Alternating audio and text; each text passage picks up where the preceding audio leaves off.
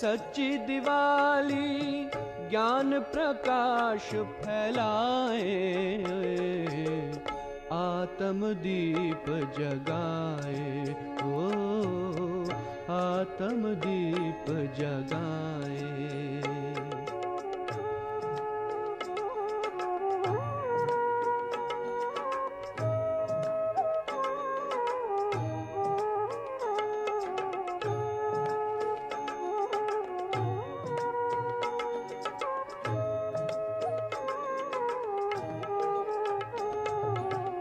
श्रेष्ठ कर्म का खाता खोले, कर अविनाशी श्रृंगार। आ रहा विक्रमाजीत संवत, लेके दिवाली बहार।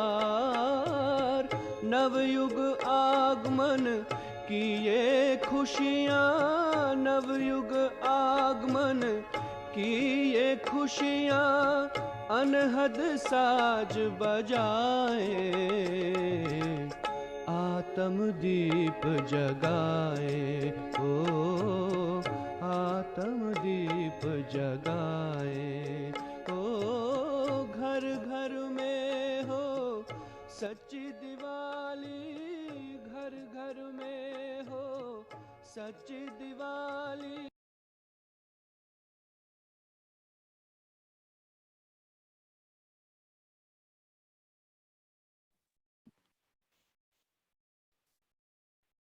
Shanti. Om Shanti, Sister Jayanti, and Diwali to you too. This will be our Diwali episode. I'll tell you later what's happening. So yeah, happy Diwali to everyone.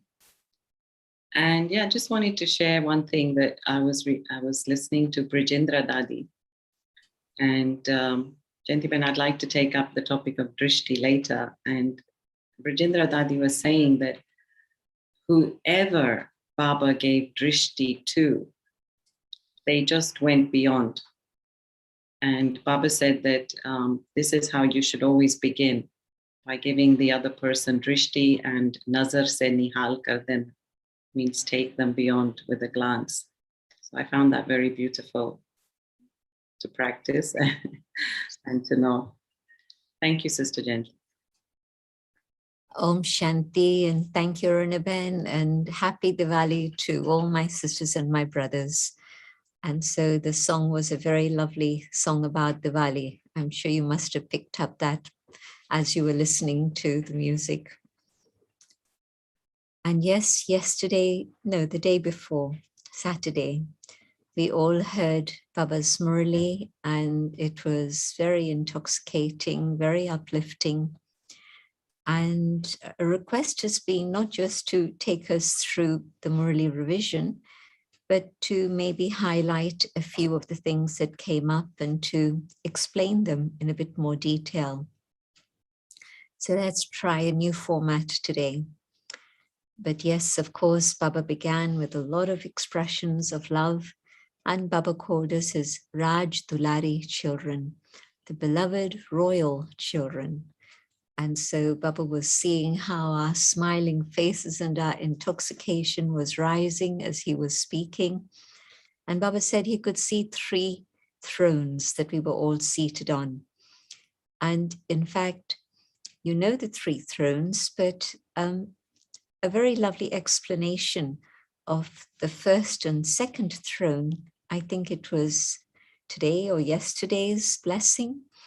But Baba spoke about how if you're seated on this eternal throne with stability, absolutely immovable, unshakable, then you're going to be able to be seated on God's heart throne. Normally, of course, we would think about obedience and many other things, but this time Baba was quite categorical. You have to be so stable that when you sit on God's heart throne, you don't make the throne shake. It will be very uncomfortable for Baba. And so make sure that you're seated on that heart throne, absolutely.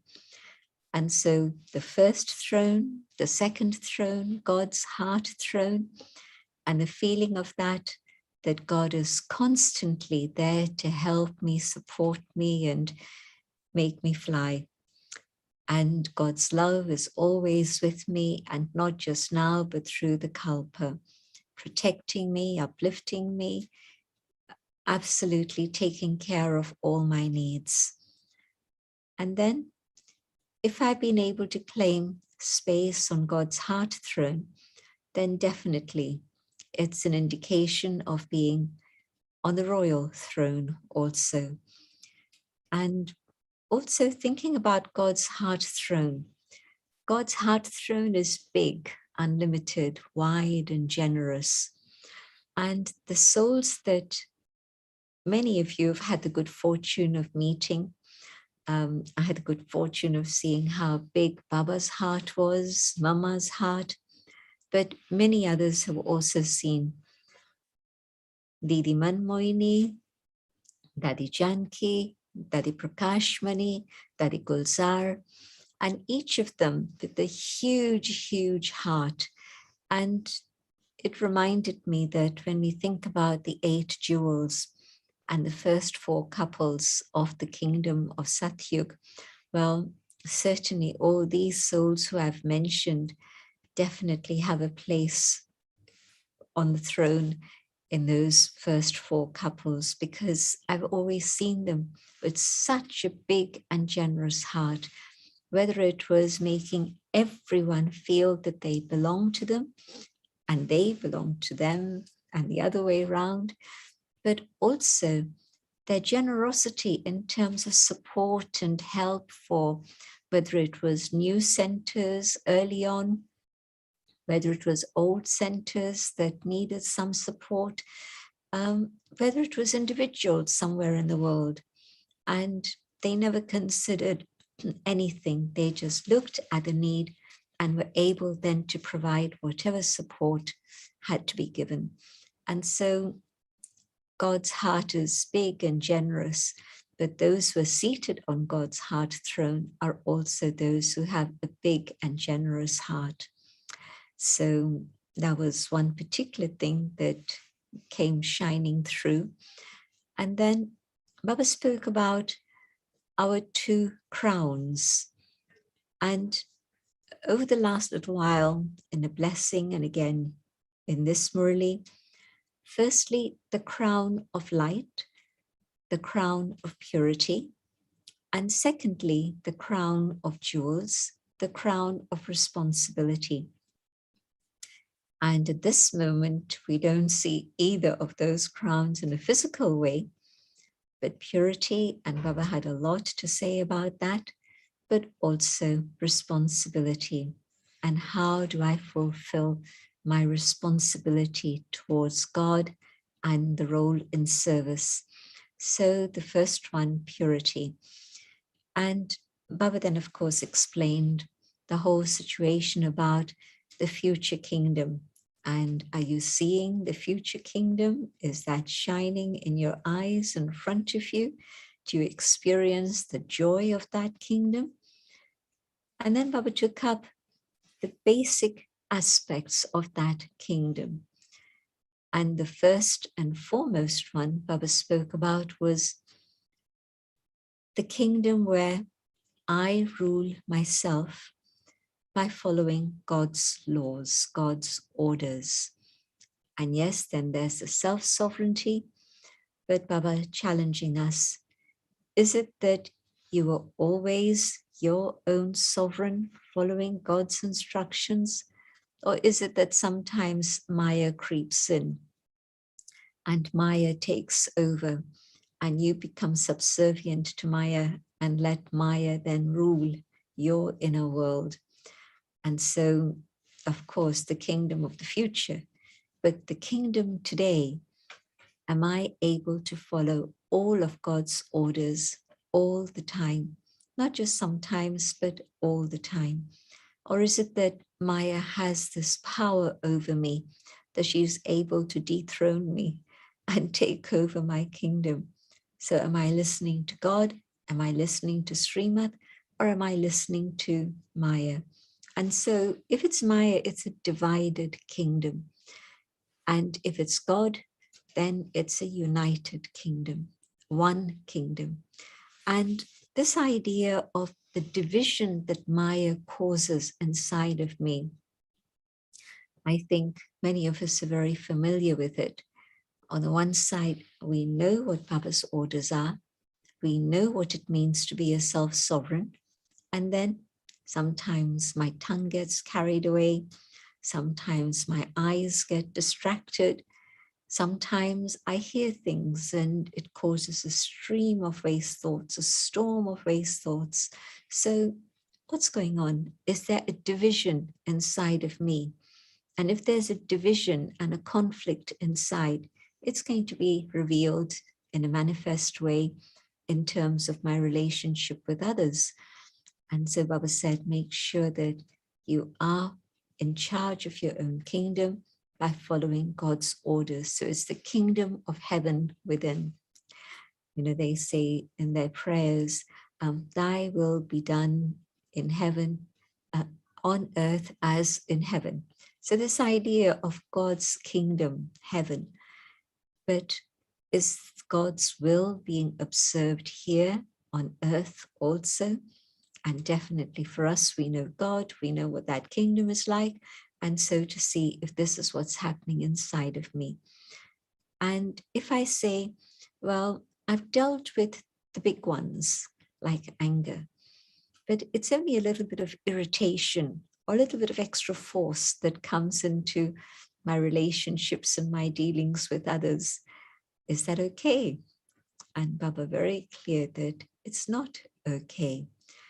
By now, my sanskars of purity should be completely natural, so that thoughts, words, actions, relationships, connections are infused with purity. And so can I see, am I in that kingdom, which is God's kingdom inside of me? And if I am, yes, this is the preparation for my future kingdom. And Baba reminding us that you've had the kingdom many, many times. And now, again, you're reclaiming it. But it's something you've done many times before. And you're going to do it many times in the future also. And so make sure that you have your kingdom today. Baba's Murli had lots of 2s and 3s, and like the 3 thrones, and then the 2 crowns, and then Baba also talking about how we have to check and change. And there are so many excuses and 2 things that interfere. Baba called it carelessness and also royal laziness. And royal laziness, procrastination, but also carelessness, excuses. So Baba picked up on again these 2 things that interfere. I know I want to change, and then I'm giving excuses. Well, when this one changes, then I'll change. Or when this thing happens, then I can do X, Y, Z. And it's true, we put conditions on our transformation process. And Baba said this is going to interfere. You're not going to be able to keep up with the speed of time. Time is racing on. And if you're hanging around procrastinating, well, when this happens, then I'll do that. When that happens, then I'll do that. Or it's okay, at the end, I'll be able to manage, I'll race ahead. But it doesn't work like that. And so Baba can read our minds. Baba from up above is seeing all the games we play and the tricks with which we try to fool ourselves. But of course, God can't be deceived. We're deceiving ourselves if we try tricks. And so Baba explaining that it's only when I change that then other things can begin to change around me.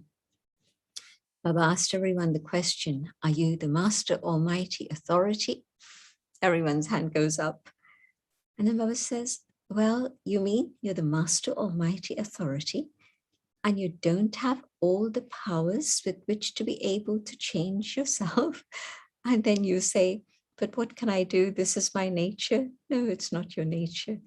It's your Kal-yugi nature, but you've got your own original Satyugi nature also. So remember your kingdom, remember who you are. Remember that real state of self-respect, because again, Baba picked up two things that happen in the world continually and keep happening with Brahmins also.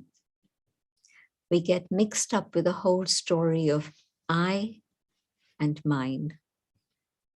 Everybody's familiar with the story. And the I that Baba wants us to maintain is the I of self-respect, of my own eternal stage of consciousness and the beautiful titles that Baba has given me. So I am a world transformer. And then I say, I can't change my sanskars. Baba's teasing us and making us realize how silly we're being. We're saying we can change nature, we can change the elements of the planet. And then we're saying, but I can't change myself. Somebody else has to change first before I change. So the irony of it, Baba's making us aware of this, our challenge to the world and what it is that's actually going on with ourselves. And again, there were another two things that Baba brought in, three sometimes. And so the other two things that Baba brought in now were the different aspects of Maya that come in. And so different things about Maya that Baba keeps bringing up. But in this case also, again, Baba making us realize that Maya does deceive us and manage to pull us into alleyways and byways that we're not intended to go in. And if we fail, we're defeated, then we're not able to manage. But there were three words that Baba used in terms of the attainment that we have in Sangam Yuga. And the three words are very, very similar. One is inheritance. And the second one is right. And the third one is, Baba used the term Prabhu Prasad, the offering that I give to God, and God fills it with his love and gives it to me, and we share it amongst ourselves. We share it with everyone. You know, in Bharat, when mothers receive a piece of toli, they'll wrap it up and they'll take it home. And they'll give a little piece of that to everybody in the home. So prasad, toli, we call it toli because Sindhi language, tol is a goodie. It can be savory, it can be sweet. And so it became from tol, toli. But of course it's prasad, holy food. And so the difference between these three in terms of what Baba's giving to us, everyone claims their inheritance, whether it's the inheritance of mukti or it's the inheritance of jivan mukti. But then there's also the right. But you have to earn your right, adhikari. That's the word Baba was using. And how do I earn a right? I have to be obedient, I have to be worthy, I have to fill myself with the right qualifications, and then I can claim that particular right. And then Prabhu Prasad, the holy offering, the Prasad. Baba has filled me with that experience of love and joy and truth, but now that Prasad that's been blessed by God, filled with God's power, I now have to share with others and give them that experience also. And so the attainments from God and these three words that Baba used. And then the two words that Baba was speaking about in terms of Maya, the Hindi words bhav and bhavna. And bhav is really intention and bhavna of feelings. And so Baba said, when you're in that stage of your own awareness of I, the eternal I, and you're also there with that feeling, mine is Baba, I don't want anything, anyone, nothing. If I have Baba, I have everything. Baba is mine and I am Baba's. And in that state, there's a total sense of fulfillment. I have everything that I need because I'm connected with the source. What more do I need? And so when I sit in silence and I experience that feeling of belonging to Baba, I'm full, I'm content, all is well. And then when I get into relationships and activity, then sometimes instead of that intention of maintaining spirituality, I see you somewhat differently. And when I see you differently, then very often I say, well, yes, I know that there are specialities, but. And then I'm seeing all the weaknesses and defects. And Baba's very interesting comment, just because somebody else is like that, is that what you want to be? If somebody is going to get left behind, do you also want to get left behind? And an expression that's been coming up within the climate change people, they're using this expression, and it started from the UN, the Secretary General, but he uses this expression, we don't want to leave anyone behind in terms of what the world can offer, the resources of the world. So he was talking on a very practical level, not leaving anyone behind in terms of health and education and facilities and all those things. But Baba said also, and Baba said it in 2008, and the UN started talking about it just last year, I think, don't leave anyone behind. So it struck me that Baba and Baba's children begin everything. So Baba said, I don't want to leave any one of my children behind. I want to take all of them back home with me. And so their interpretation of God's words are a little bit different, but it's the same sentence. I don't want to leave anyone behind. And so somebody says, well, you know, I'm not quite ready, and it doesn't matter if I'm not ready. Are you going to say, well, let me stay with them? I'll be left behind. So be very careful what you are doing. Are you following brother and sister, or are you following your two fathers? The one father who's ever perfect, and the second father who's made such intense effort that in 33 years he became karmatik completely, even though there were all the challenges that come to a pioneer. Many of us have been 20 years, 30 years plus on the path of Raj Yoga, and we're still not quite there, being karmatik. And this is also what Baba said. Well, every Brahmin is making effort. So of course they're having to deal with certain weaknesses, but it's okay. But you don't have to have those weaknesses. You don't have to copy them in that. But also, Baba saying, again, it was a very strong statement. If somebody says, I'm going to jump into the well, are you going to do the same? Do you want to follow them? So why are you following brother and sister? Follow the two fathers, the one and the other. And then you'll reach your destination. Otherwise, you're just not going to get there. So the Murli was very much about moving forward with fast speed, keeping my intentions right. So instead of seeing your weaknesses, instead of seeing fault, can I keep that spiritual intent and see you as the soul that's making effort and moving along forward? And Baba said, each one is making effort. Otherwise, they wouldn't be a Brahmin. They would have gone. They would have found somewhere else to go to. But they are Brahmin souls. And so they are making efforts. So see that. See their specialities. And then the bhavna. Are you able to have good feelings and good wishes for all? And so always, always keep those good wishes.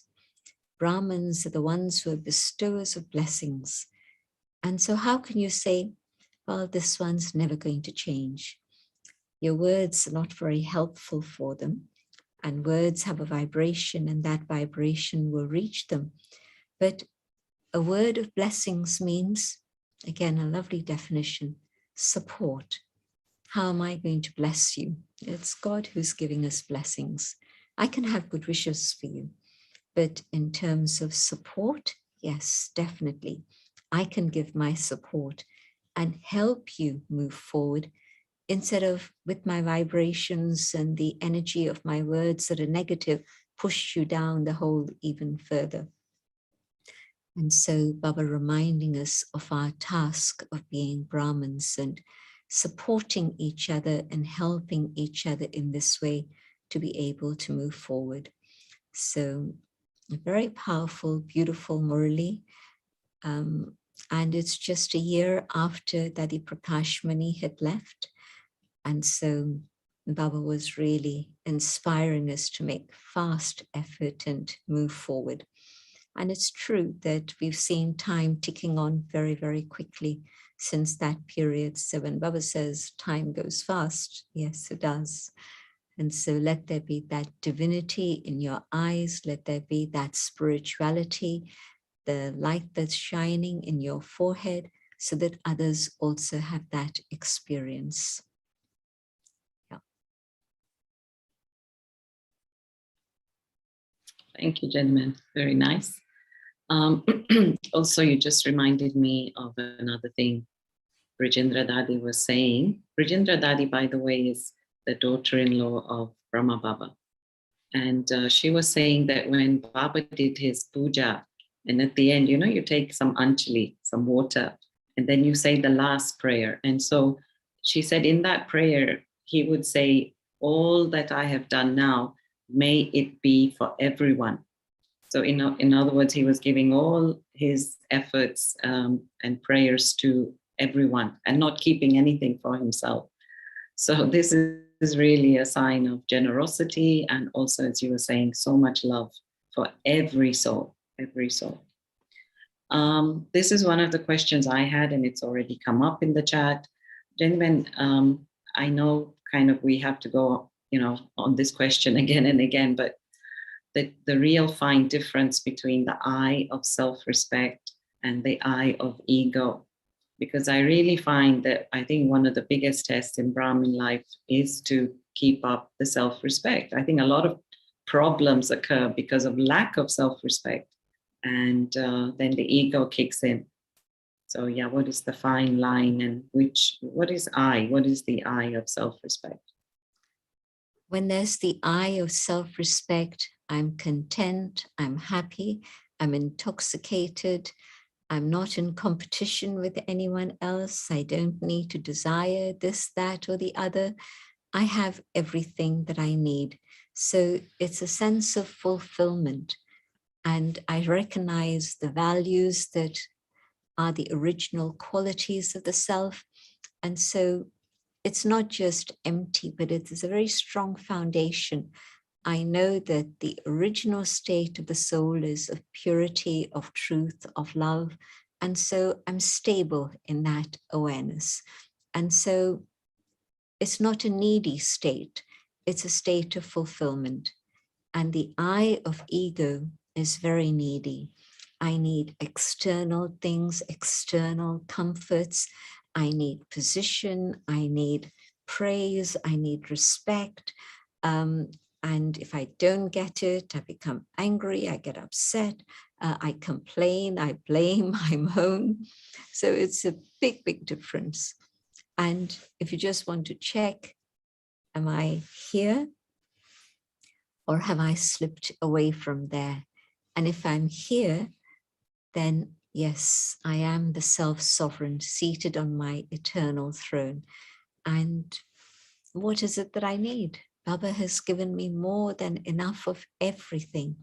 So really, when they say, chop off the head of the 5 vices, the one Swadarshan chakra, they say that when Vishnu or Krishna was spinning the discus, then they threw the discus and the heads of the asuras, the devils, were all chopped off.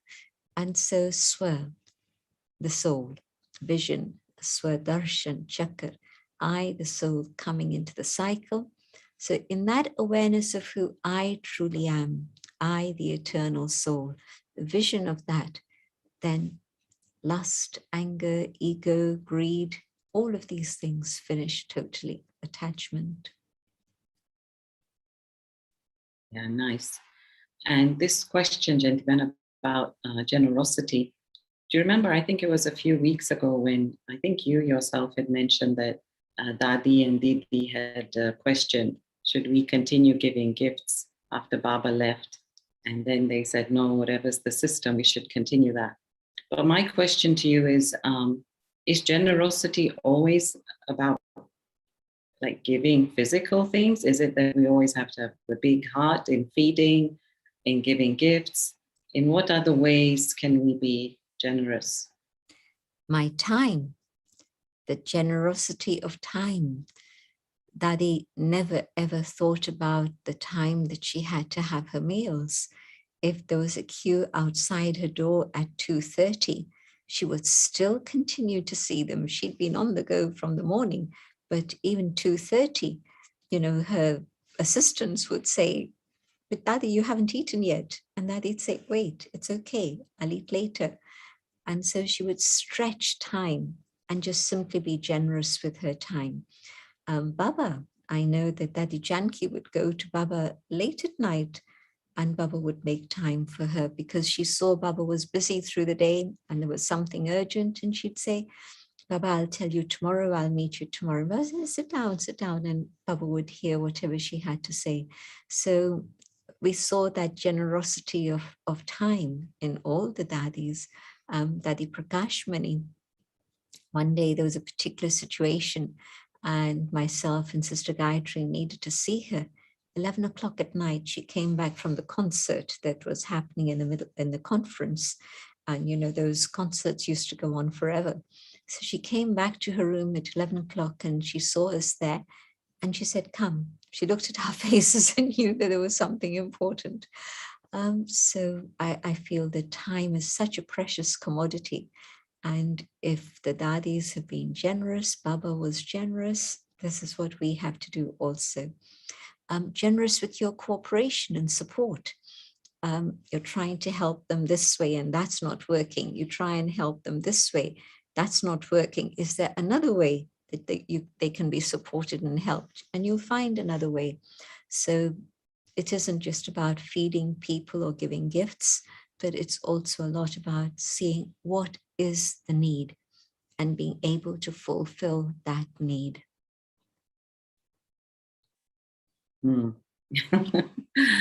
So even if,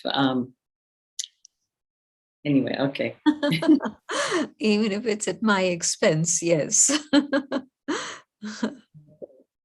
Gentlemen, the other question I had is, what happens after the too late board is up?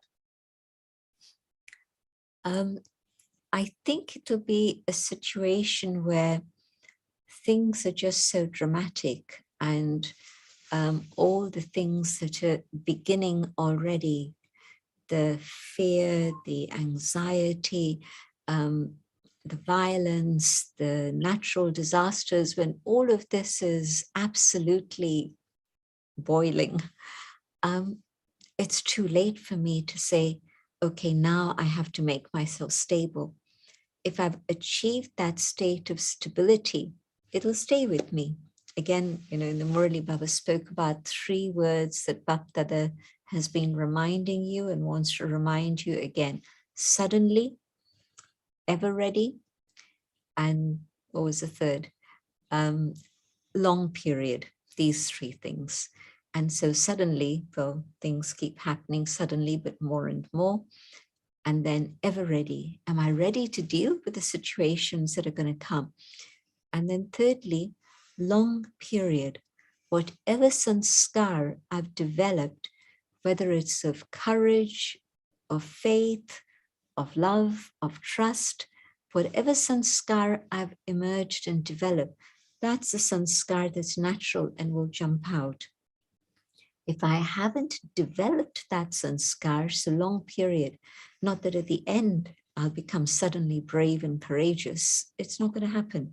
But if I've developed it now over a long period of time, it'll be there for me at that moment. So at that time, there's no time for effort at that moment. Things are just going wild, they're crazy. And you can just imagine what it's like. I mean, we keep getting glimpses of it even now, but something here, something there, something there. But when everything just comes into a state of chaos, that will be the time it's really too late. The yoga I've done, the service I've done, the dharana I have, the understanding of karma that I have, that moment is going to be what I carry forward with myself. So nothing's going to happen in terms of my effort then, but now is the time to build it up. And Baba's saying it's already quite late, which is true. Some of us have been with Gyan for many years, some just recently, but still it's late. There's not much time left, that's for sure. So gentlemen, maybe if we can move on to the subject of drishti. And it's always a little bit of a vague subject because having run many centers, it's like you have to give people training in drishti. So when somebody's giving drishti, when somebody's on the gadi, then they're looking at each soul, right? This is another question, gentlemen. Should they be just focused straight like they do in Madhuban? Or should you actually be, going around giving each one drishti? And what are you thinking in that moment? Yes, I've seen that in Madhuban sometimes where somebody's been conducting Amrit, like Vishwaratan Dada. He'd been conducting meditation for 25 plus years, same people, same gadi. And I can imagine that just looking straight ahead and not giving any specific individual any drishti was something that he would have developed. But in our case, I think that, well, I'll share with you what I do. I do go around looking at each one. And what I'm doing at that moment is keeping Baba in front of me and letting Baba's light reach the soul. So there is not me giving anything, but I'm also actually receiving from Baba at that moment. So between me and the other is Baba. And so I feel that that's absolutely what is the most powerful, because if I give drishti, it'll be my limited capacity, or it'll be coming to me from Baba, but then through me. And so I get in the way. But if I keep Baba in front of me and let Baba's light reach that soul, I think that that's benefit for me and benefit for them. And then, gentlemen, there was that story where Dadi had angry Kumari, and then Baba said, okay, let her conduct at Amrit Vela. So, I mean, in order for her to improve her state. So again, if one is not in a good state, should they be conducting drishti? It was those days when there was a lot of personal mentorship from Baba and the Dadis. And so Baba knew that if that soul was given a responsibility, she would rise to the occasion, and her yoga would be very powerful at that moment. And the power of yoga would help her deal with her own situation. And so it's not that Baba was saying, okay, let her share her weakness with everyone by sitting on the gadi. But Baba could see that that soul had the capacity to rise to the position and to know that at that moment, sitting on the gadi, giving Baba's drishti would uplift her and she would get help from Baba. So sorry, yeah, you're saying that, yeah, if one doesn't feel in a good space, they should say no, they shouldn't conduct, right? I know myself, and I know how deep my sanskar is. We don't have Sakar Baba saying, okay, sit on the gadi and it'll help you. But I know maybe, yes, that is the way that I can be helped. And so if sitting on the gadi is going to uplift me, fine. But if sitting on the gadi is going to make me feel guilty and nervous and it's not going to be useful, then I should say no. But you can see that it's not a straight yes or no. There are conditions and conditions. Yeah. You're very good, gentleman. You're very good. I want to share with you another situation. And this was a situation in which it was clear that this particular individual who was coming to Baba's house, this was very early days, in the days of Tennyson Road, so it would have been in the 70s. And this individual he'd come for 7 o'clock meditation in the evening, and he was seated there, and we were taking drishti from Baba, but he started making noises and so on. And so Dadi got up from where she'd been sitting in the front and stood in front of him and gave him drishti and said, "Now you leave." And Dadi's spiritual authority was such that he did leave. And then afterwards, Dadi told us, and it was just a handful of students, but Dadi told us he may want to come back again, but you mustn't give him drishti because those vibrations will impact you. So if you get a feeling that somebody's not really as things should be, and their intentions are mixed, and you get that feeling, just let Baba's drishti reach them. You don't try and use your drishti on them. And Baba's vibrations can reach anywhere, anyone. And so I'm not giving this individual drishti. I'm just remembering Baba. But Baba's vibrations will reach them. So that's been a situation where Dadi categorically told us not to give drishti. And in fact, for a short time, she said, just let everybody take drishti from Baba. You don't need to give drishti to anyone. And then once things had calmed down, because it was quite a scene, when things had calmed down, then she said, okay, that's fine. Keep Baba in front of you and give drishti. Very nice. And when you shared Dadi Brijendra's story at the start, that whoever took drishti from Baba would be taken to a different dimension. Well, this was my spiritual birth in this way. Baba's drishti carrying me beyond and giving me the experience of the connection with God. And so truly Baba's drishti gave me a new birth. Yeah, very nice. And genuine, this came up in the week for us. So genuine, it's a completely new topic. If some soul has passed away, and I mean, they could be a Brahmin, and you didn't have closure with that soul, and so there is some feeling of guilt now. How do you get over that guilt? Because now you can't ask them for forgiveness or can't apologize. So how does one deal with that kind of guilt? I think by putting it in front of Baba,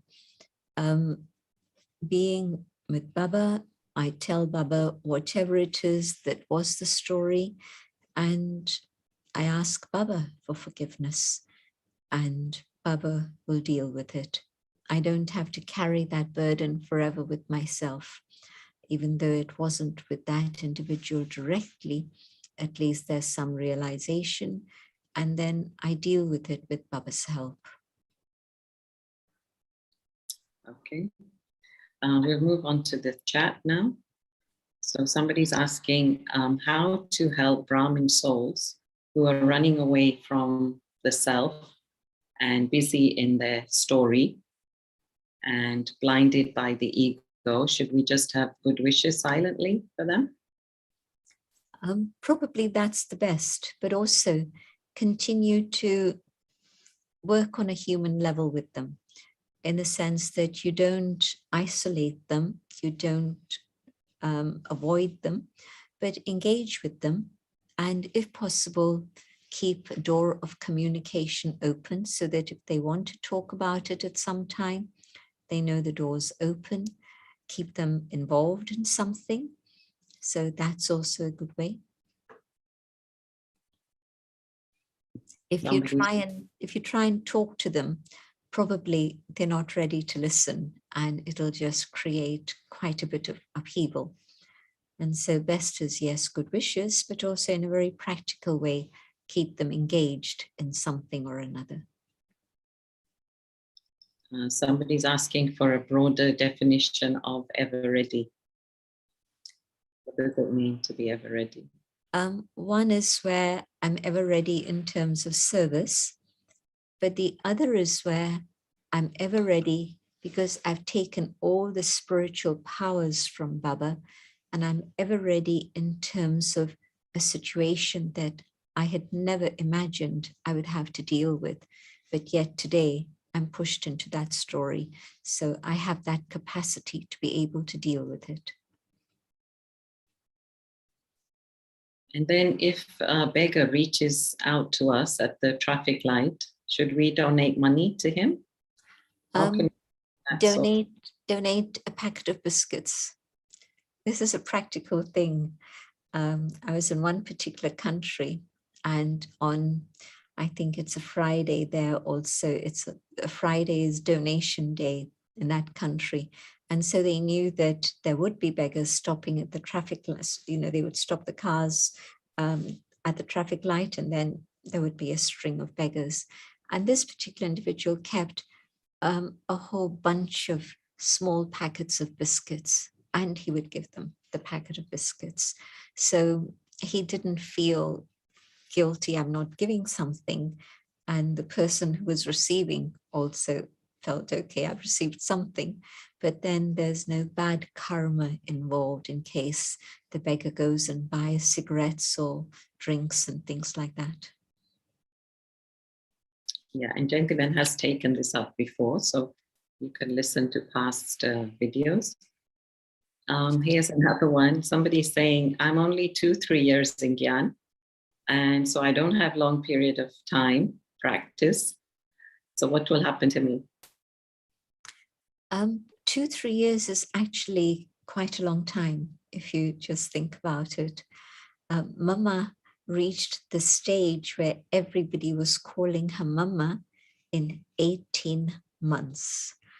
And so if I choose to focus on, first of all, understanding Baba's Murlis deeply, and secondly, practicing what Baba's saying in the Murlis with attention. And of course, then my stage of yoga becomes more and more powerful. The service happens automatically. People will see your transformation, and that will be service in itself. But focus on these 3 subjects: my deeper and deeper understanding of Baba's Murlis, my application of all of that, and the quality of my yoga. Okay. And here's a question. My colleague's father died, but I think also sometimes at work, gentlemen, when they collect money for a present or something. So here's somebody saying, my colleague's father died and the boss asked all the workers to give some money, but she doesn't want to give money. Is that okay? I think for the sake of peace, it's better to give a small donation for that when it's something like that. If it's a birthday gift, that's different. And also, what were they planning to do with it? If it's something that's useful, fine. But you don't know if they're going to buy a bottle of champagne, well, why should you be part of that? But when it's somebody who's died and maybe there's some sort of tribute, floral, whatever it is, I think that to keep the peace, it's good to be part of that. All right, so maybe, gentlemen, you can just explain a little bit about Diwali or any special story you have around Diwali. And I just want to announce early to everyone that next couple of weeks, Sister Jayanti is busy with COP conference. And so our next meeting will be on 16th of November, which will be a Tuesday, because on Monday Baba comes. And so that week, only that week, we will be meeting on Tuesday. Thank you, gentlemen. And yes, Diwali is coming, and my time to actually go on the field of service was Diwali. The opening of London Centre was Diwali. Many different things across the world have happened on Diwali, but the start of the Yajna was also Diwali.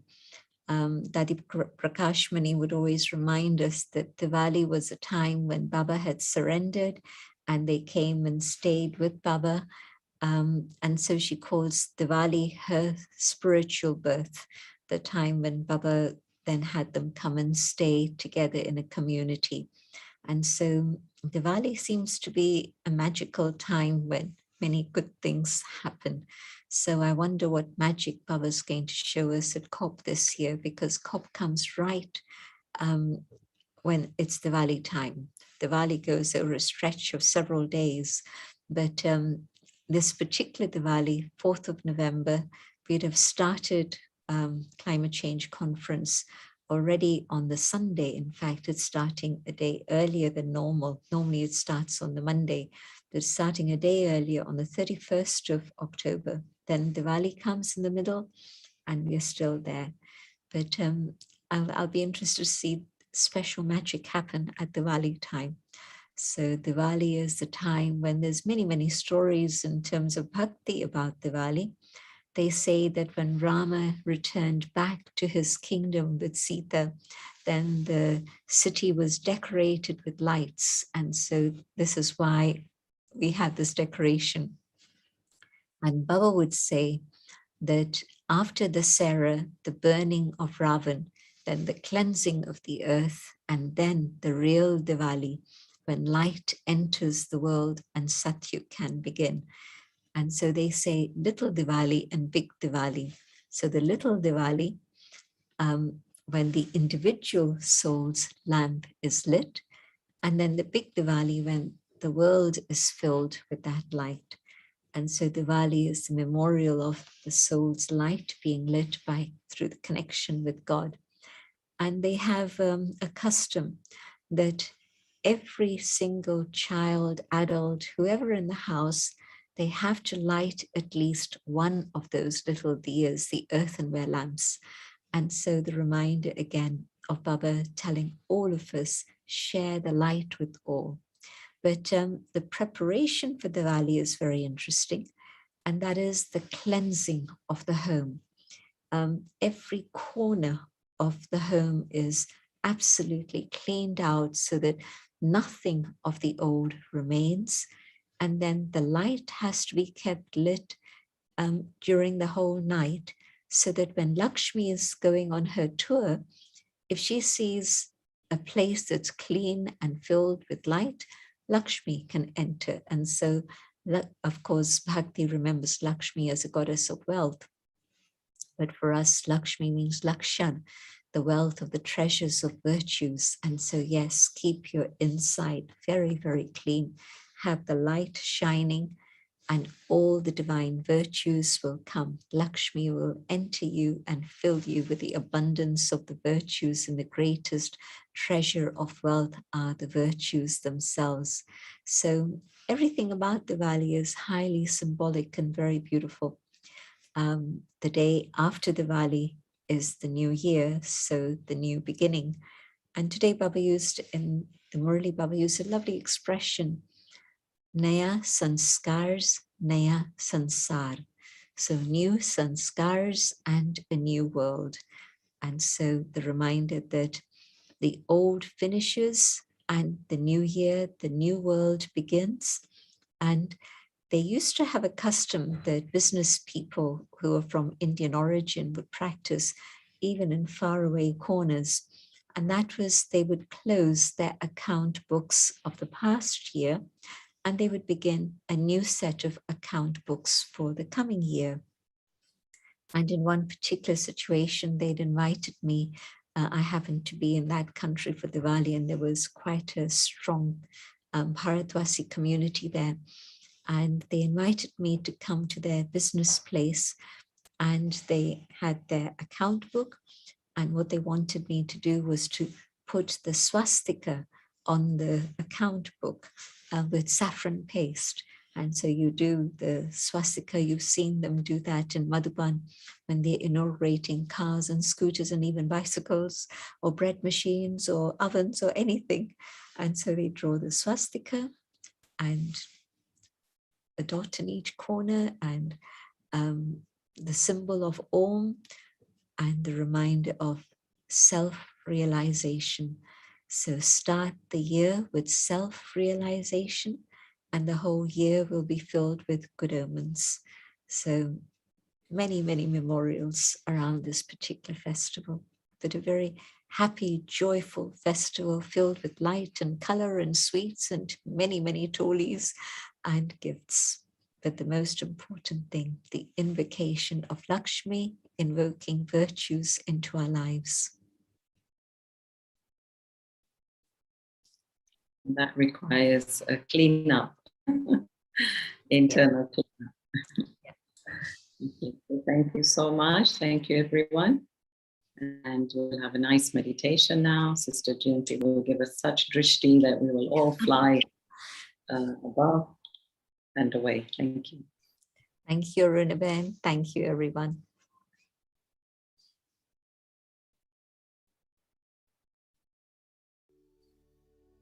Happy Diwali.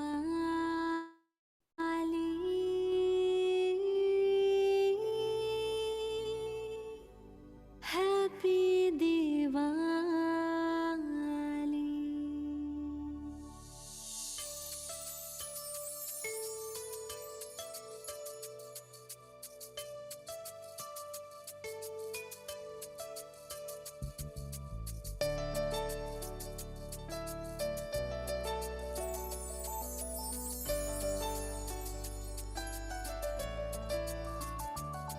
जहाँ शुद्ध प्यार होगा, देवों का राज होगा, ऐसी स्वर्णिम दुनिया आई की आई।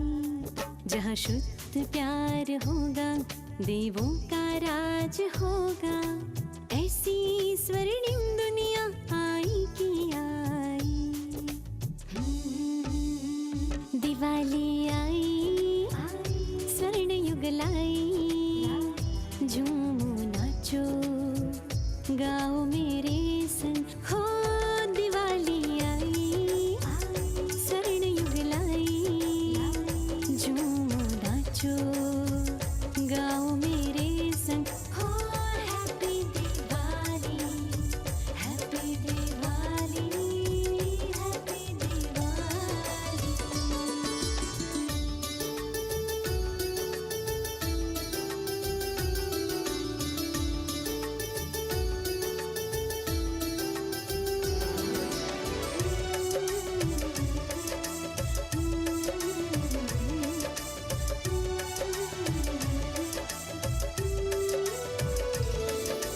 संगम युग की ये घड़ियां कितनी सुहानी है, सतयुगी दुनिया में जाने की तैयारी है। जगमग करती स्वर्णिम दुनिया हमको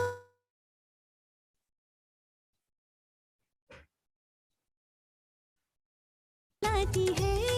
छोड़ी कलिंगी दुनिया ये धरा भी गाती है, धरा भी गाती है। कहे पुरवाई बाज शहनाई,